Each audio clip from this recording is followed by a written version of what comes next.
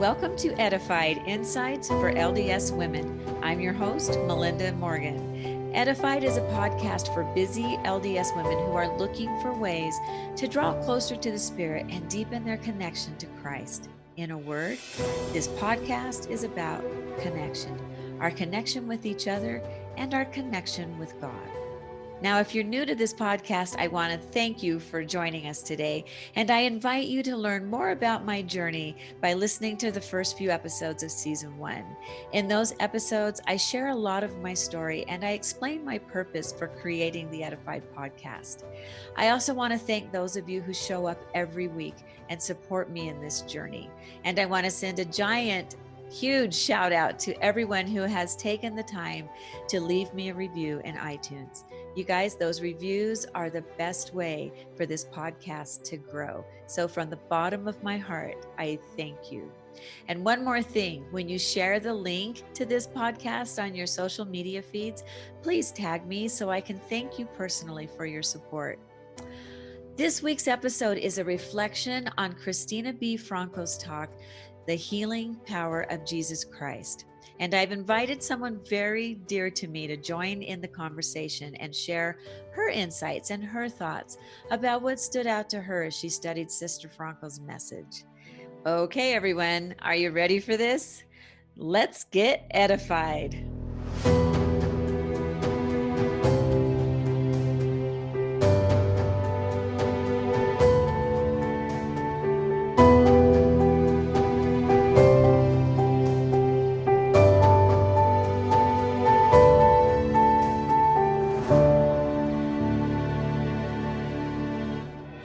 Okay, so we are taking a dive into the healing power of Jesus Christ, which was the talk by Christina Franco in October. And, you know, the first time I heard this talk, the only thing I could think of was the piano. I was like, you dropped their piano. A baby grand? A baby grand player piano. Yeah. It's like, that is like, that's a lot of money. Yeah. That was not a small mistake. No. And when she said that her husband was so forgiving and he was on the phone saying, oh, just repair it and give it to, we'll be fine. I remember thinking, it's like a $20,000 piano. I mean, I was like, Of course, the first time I went through this and when I was able to go through it in a quiet moment, I just kept going back to you and Andrew, the story of joy. And when you said that this was the one that spoke to you, I was like, yeah, this is meant to be. So what were your initial thoughts after reading her talk? After getting past the piano part, my initial thoughts were, we all are like this piano. We're all a little broken sometimes, most times, and more than once throughout our lives. I just loved how she talked about how Christ is the master healer.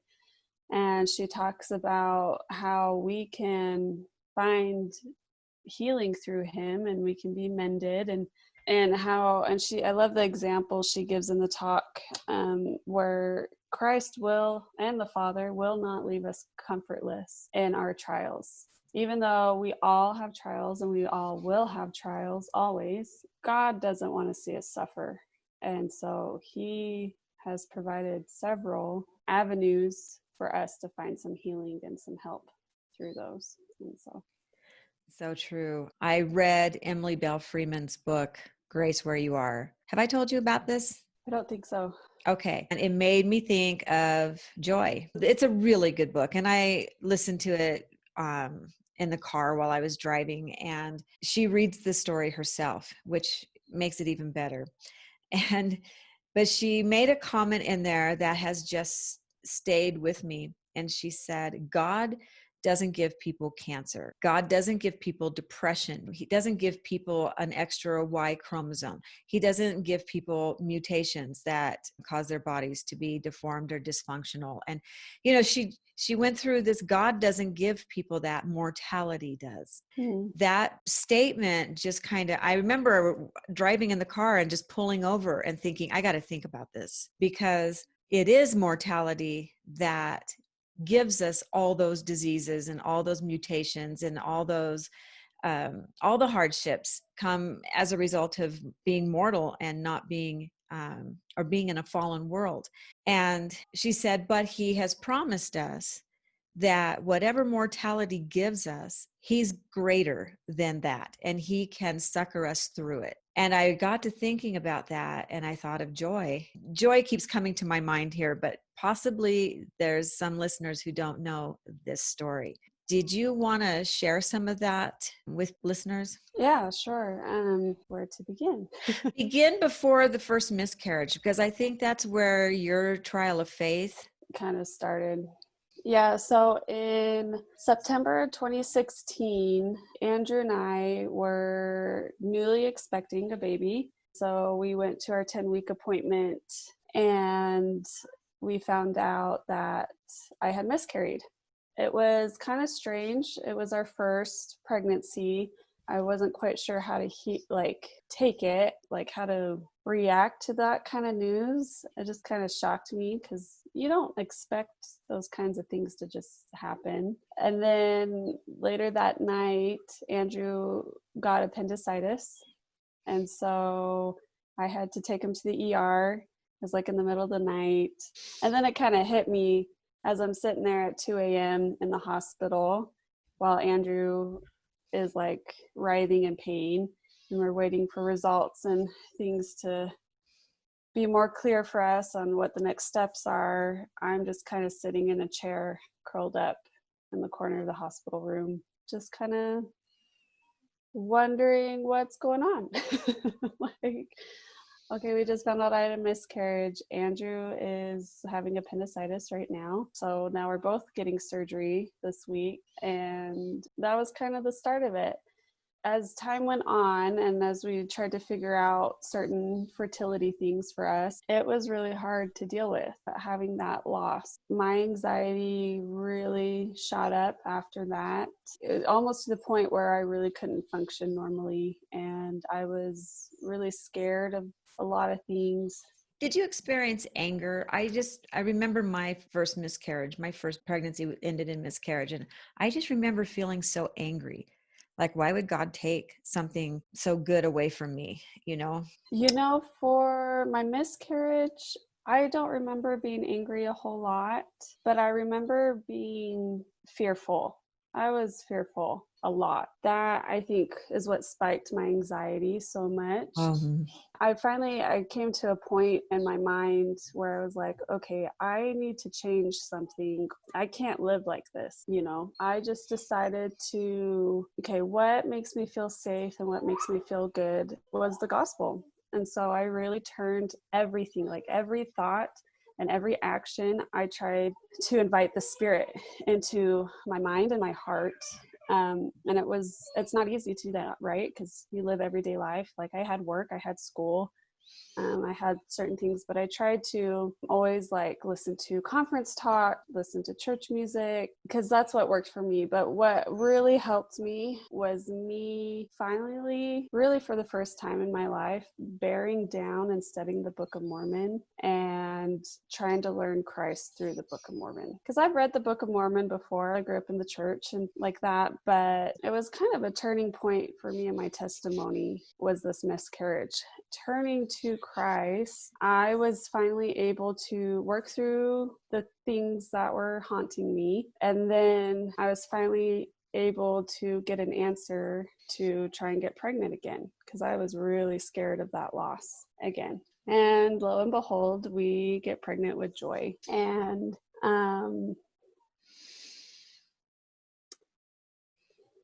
she was the blessing we never asked for. I got pregnant right away with her. Things were going normally in the pregnancy. And I always had in the back of my mind, I didn't share things about this pregnancy openly because I always had a little bit of fear that something was wrong, but things kept looking good. We always had a heartbeat at the appointments, she was growing okay. But then we get to our 20-week ultrasound appointment, and that's when we discover that she has several defects. And then we found out that's we need to do some blood testing to see what's going on. And it turns out that she was diagnosed with trisomy 18. Joy had a full extra chromosome 18. There's different types of this deformity, but we knew at a more detailed ultrasound the next day that she would not survive this pregnancy. And that moment, that was one of the darkest days of my life. Being there in that hospital room, receiving that news, and just not comprehending and not understanding that things like this could happen. Because before Joy, I never really heard of things like this happening, and it was quite the shock. And so we went home and we cried, but then we had one of our good friends come and give both Andrew and I blessings that night. And, we kind of just, okay, this is what we're going to be facing. Not sure how this is going to happen. Not sure how we're going to make it through, but we're going to try and have faith. And I say that, but I also want you to know that there were several days where I was angry. I got angry at this one, and I was very broken. And there were days where I didn't know how I was going to make it the next hour, let alone to the next day. Like, how could I live through this experience? And how could I carry her just to lose her? So a lot of difficult emotions, a lot of difficult feelings and choices had to be made. But the ultimate ending was we were grateful for the time we had with her. And so I did decide to carry her full term, and she made it 37 weeks. She wasn't very big, but ultimately she was born still. But we got to hold her and make memories with what we had. And I'm very grateful for what we had, because we have even had more than, I'll say my grandma. My grandma had a stillborn. And at that time, she didn't even know if it was a boy or girl, because they just took the sweet baby away. And that story always broke my heart. And so I'm very grateful for the memories we have with Joy. I'll never forget when you guys gave me the news. And I just remember the idea of my child hurting so much. And I just remember thinking, why Andrew? Why the kid who tried so hard to do everything right his whole life? I remember having those questions, and I know we're not supposed to ask why. It was just kind of it seemed so unfair. And yet I know better. I remember just thinking how it was going to be so painful for the two of you. And I remember very distinctly the Lord saying to me through the Spirit, they have the faith to endure this. They're strong enough, and this is going to make them stronger. I also remember the warning when I thought I just wanted to pray for a miracle. Save her, make it not be trisomy 18, make it be they were wrong, make it be she's born healthy. And I just remember the Lord saying, be careful what you're praying for. I have a celestial being that I am sending to their family. And then I remembered Andrew's patriarchal blessing and the struggles that your children would have. And I thought, they need joy. They need this baby on the other side of the veil, strengthening them, and that this was a blessing. And you made that comment, and I think that's one of the most beautiful ways I've heard it put. She was the blessing that we never asked for. You didn't ask to lose a child. You didn't, ask to have to go 20 weeks in a pregnancy knowing that you wouldn't get to keep your baby. Yeah. But treasuring every moment that you had while she was with you. And yet what a blessing she was and is to our family. I know there's a lot in this talk about brokenness, but I just remember how broken you were after your first miscarriage. And I worried, if that broke her that much, what is this going to do to her? And then what I saw was miraculous, because I saw you and Andrew submit your will to the Lord with gratitude for every moment you were going to have with her. I saw your strength, and I just saw you rise above this with such, I don't know what the word is, because I felt like you were given power to be the parents of this child that you weren't going to keep. Tell me about how the Lord strengthened you, because I know that there were days when, like you said, you were angry, and when you were sad, and when the loss seemed overwhelming and too much to bear. How did the Lord help you through those times? Andrew and I talk about this all the time, actually, because it's still like, it overwhelms me. It was unbelievable, the support system that we had surrounding us during all of this and helping us through. Our ward family, that was the first time we experienced something like that. It was like we all were true brothers and sisters. They rallied around us so tightly, and they would help us with anything. And not just them, but like the medical community too that we were working with. Huge blessings. I mean, they were literal angels working with us. And will always be grateful for them helping us through this. I'll give you a quick example. So the day we had that ultrasound and I needed to get some blood drawn for my test, I was just a mess. I couldn't stop crying and I was just sobbing and sobbing. There was 2 people in the room taking blood from patients. One of them asked, "Are you okay?" And both Andrew and I were like, "No, we are not okay." The other person taking blood, she had a daughter who went through the same thing.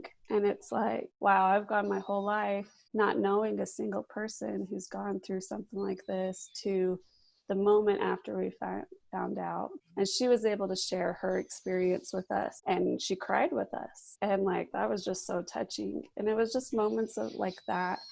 I received several priesthood blessings during this time. And one of the blessings that I was given was anytime I prayed for comfort, I would receive it. And it worked. Christ was there with me. And when I had my broken days and I would just kind of fall to the floor and just cry because I didn't know what else to do, if I could muster just a little prayer, just help me. It was almost like releasing all those emotions and feelings was what needed to happen for me, if that makes sense. And God was able to come in and like, you know, how the angel is depicted in the painting where he's in Gethsemane. I felt that a lot. Like there was someone there just kind of holding me and crying with me and then telling me we'll make it through. And in situations like that, you kind of just have to make it through. But Andrew was also a huge blessing. Him and I both really were able to come together and be closer through this trial than pulled apart, which I'm very, very grateful for, because I know that doesn't always happen. He was just there to hold me a lot of the time. We prayed a lot together. We had our friends and our family. I don't know. The amount of people who would just drop things to come and help was miraculous.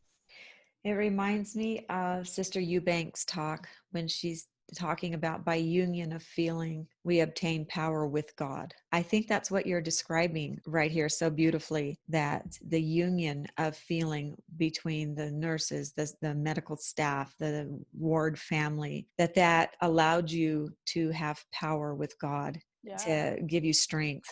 That is a beautiful way to put it. I would say that exactly. Wow, that's incredible. I'm trying to put myself in your place.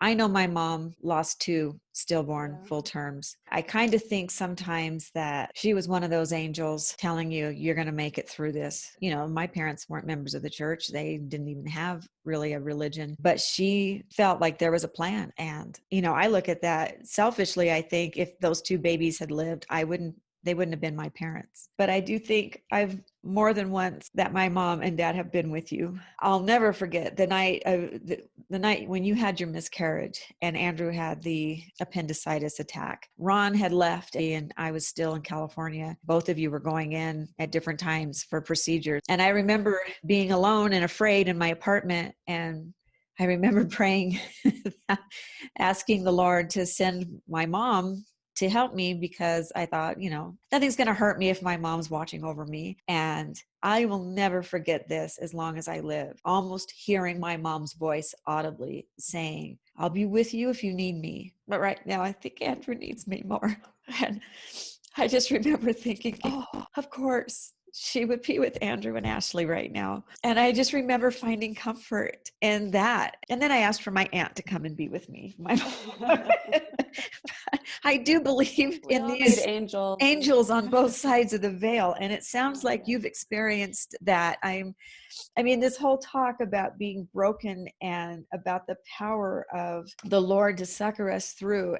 And then I think of your experience. You have experienced angels on both sides of the veil in your times of being broken. That's such a testimony to me that what we're being taught is true. These are promised blessings that you can count on. Yeah, and we all can. I really liked in her talk, she's quoting Mosiah, and she's talking about Alma and his brethren and the burdens that were placed upon them. It's as the Lord did strengthen them that they could bear up their burdens with ease. For when I read that, I was like, oh my goodness, like, yes, that is what he did for Andrew and I.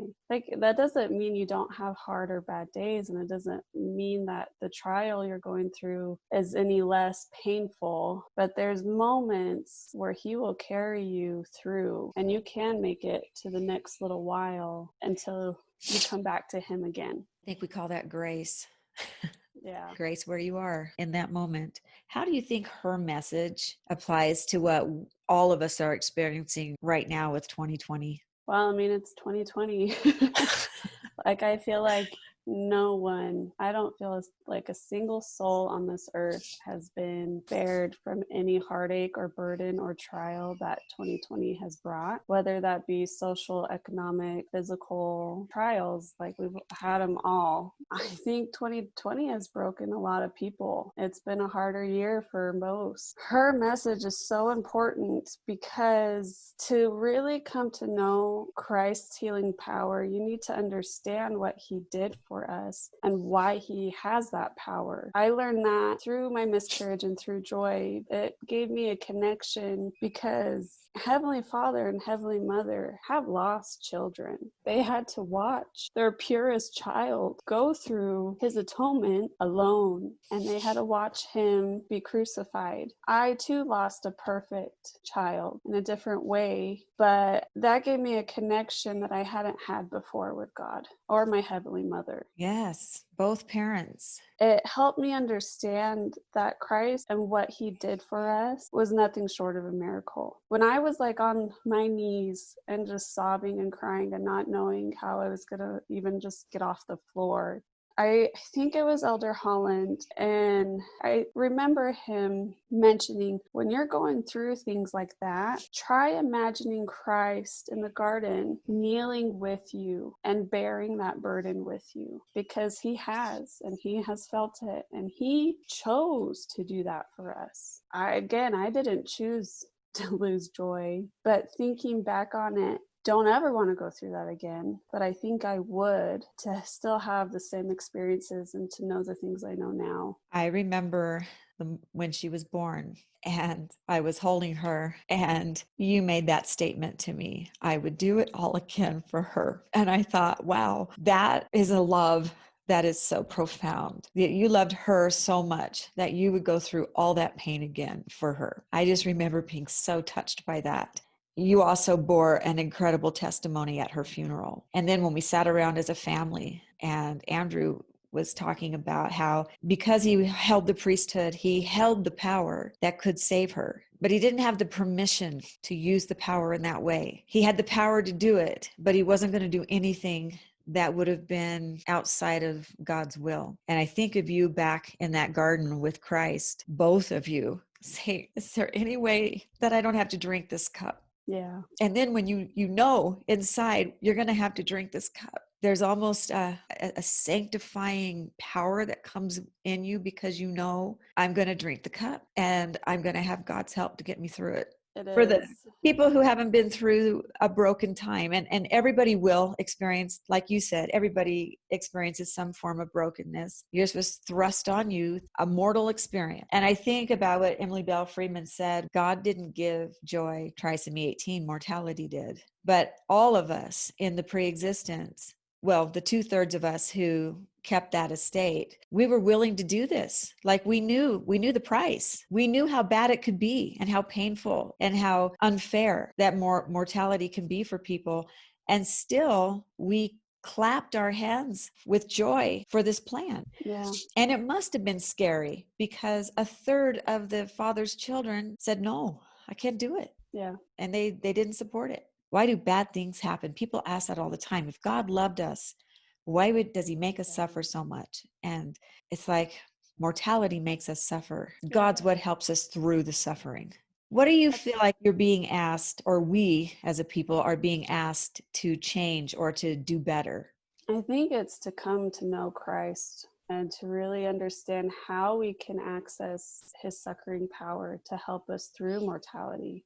It's interesting that you say that mortality gives us these trials, right? One thing I've been pondering on lately is you've probably heard the phrase, God won't give me anything I can't handle. Well, I'm kind of challenged that. Like, I think we do get things we can't handle. Like I could not handle losing my daughter. Who can handle that? Or who can handle a bad divorce or cancer? Or, there are so many hard things that go on in this world. But I think the Lord won't give me anything I can't handle without him. Does that make sense? There's going to be things that we can't handle on our own, but he won't give us anything we can't handle with his help. I think that's a really good point, because I do hear people say that they actually throw it. Well, I know God won't give me anything that I can't handle. And I think you're right. I think purposely mortality does give us things that we can't handle.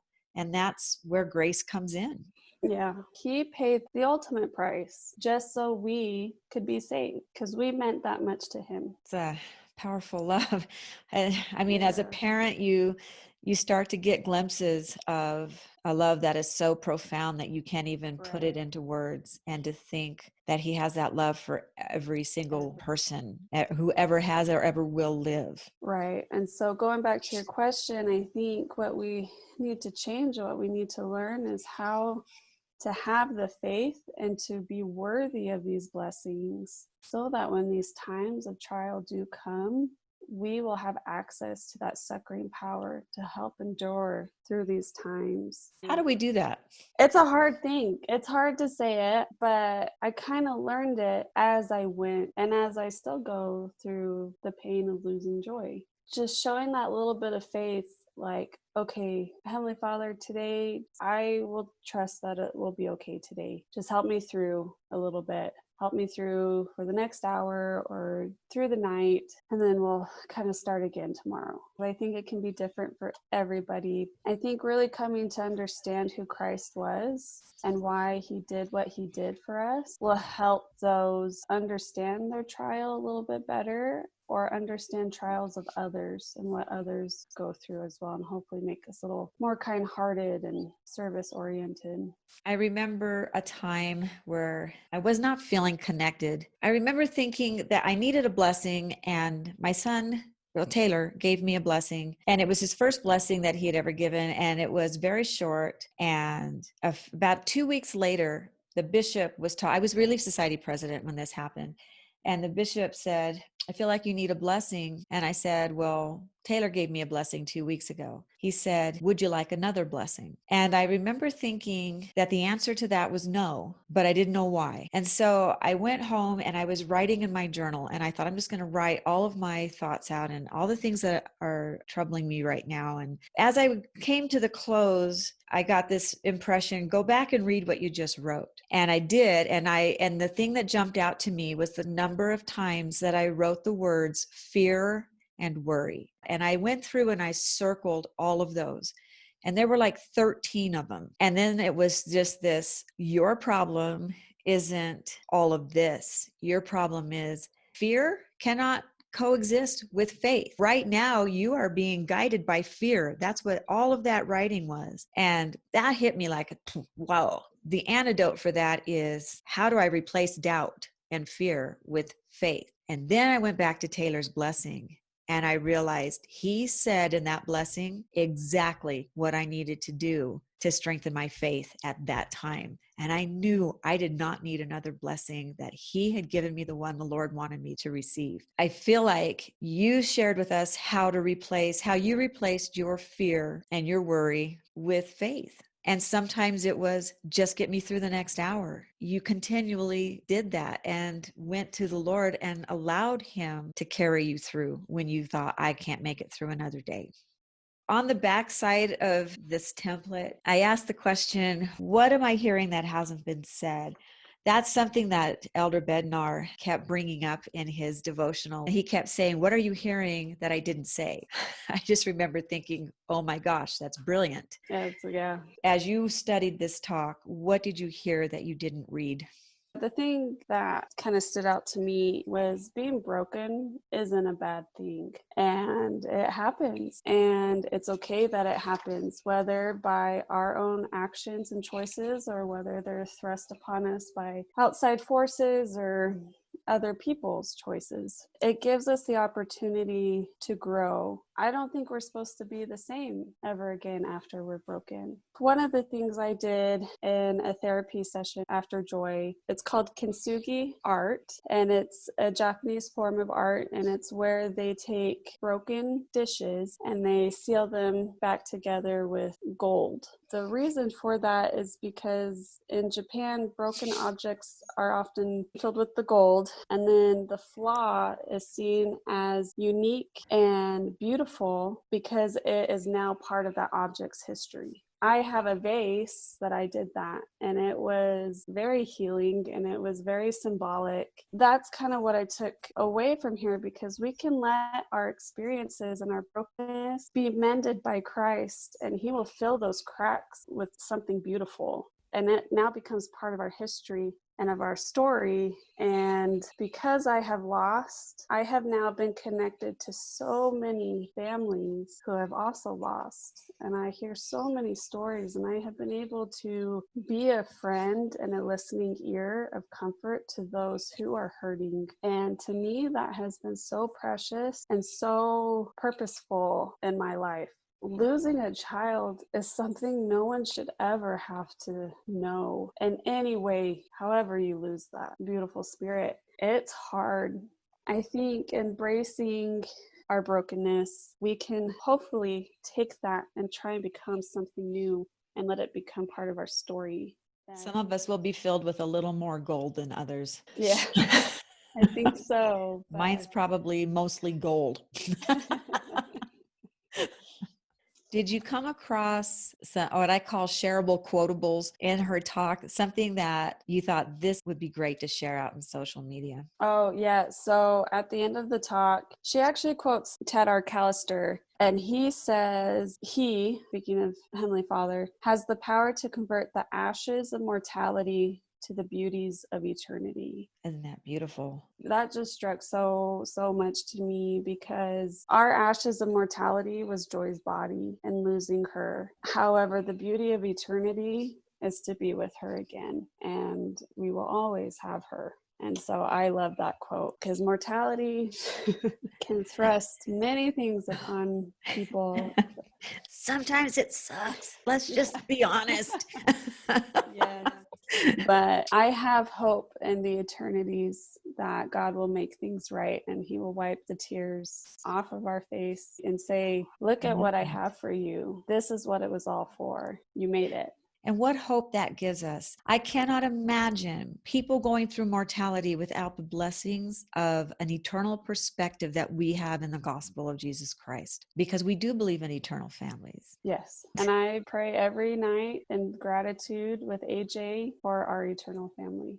Listeners may not know this, but you did get pregnant again. And and I mean, that took courage, Ashley. I mean, back-to-back losses. And I remember while you were carrying AJ the whole time, there was this part of you that worried, what's going to go wrong? I'm a naturally worried, fearful person. And it's hard to keep that perspective a lot of the time. But yes, I had extreme anxiety being pregnant with AJ that I would lose again, because that's something I never want to go through ever again. And thankfully, we were blessed with a healthy baby boy. He's just the light of our lives. Yes, he is. And I have no doubt that Joy is watching over him and will help him through this life of mortality. What a blessing. Are there any parting thoughts that you didn't get to share from this talk that you'd like before we close? I just wrote down, I think people get hung up on, well, how do I have enough faith? What does that look like? What does that mean? And I wrote down having complete faith or having a mustard grain size of seed of faith, they both work miracles. And faith can be as simple as just saying a prayer and saying, God, just help me through the next little while, because I feel like I can't make it. Or even a lot of the time I was just like, just help me. That's all I would say. It was really hard to get anything else out. They don't have to be big gestures. All he wants is for us to come to him, because he wants to help us. Because he knows, just like how I know what it's like to lose and how I want to help other women who have lost as well. He wants to help us through our trials because he knows what it's like. Yes, he does. Ashley, what edifies you? Being around good examples and service and listening to general conference talks to like keep listening on things I can improve on and where I need to work on, and having good content and media in my home. And my husband, Andrew, he sure is a build your house on a rock. He was born that way, Ashley. He can help calm my fears a lot, and he's a great example. I'm very grateful for him. You know, that is a first for me. I've been asking the question, what edifies you, to so many people. And you're the first person I've heard that said their husband edifies them. That is really a testament to your relationship with him and to the strength of your marriage. That's a wonderful thing to hear. I love that. Thank you so much for being willing to go down this journey again and share your experience with people. I know that there are people out there who can be strengthened by your experience and by your faith and your testimony. So thank you for being willing to do that. Well, thank you for letting me share. We love talking about Joy and all that she's taught us and still teaches us. Okay, you guys, I thank Ashley Logan for being our guest today and for opening up to us. I hope you are feeling edified through listening to her experience and having her share some of her insights from this conference talk. So let's talk about our Do One Thing invitation for this week. The thing that's coming to my mind is, let's all take a look at the little acts of faith that we could be doing that will just send the message to the Lord that we are moving forward in faith. Let's each of us this coming week do something each day, that's some small thing that is an action of faith. Whatever that small act of faith is for you, let's make that our Do One Thing invitation this week. And let's try. Right now, we're in this light the world, and I know a lot of people are doing things on social media to help light the world. And so maybe that's your act of faith that you can do this week. Something small that lights the world, either the world within you or the world around you, or both. All right, you guys, I hope that you have a wonderful week. Christmas is getting closer and closer. I've spoken with a few people who have told me that they've had to cancel their plans for travel because they can't gather in large groups, and they're going to be spending Christmas alone. So I know it's going to be hard for a lot of people. So maybe we can keep them in our prayers and look around us and see who might be lonely, that maybe we can do something to just add a little light to their holiday season. Remember, if you share this episode with your friends on social media, please tag me so that I can thank you personally. Have a great week, everyone. Till next time.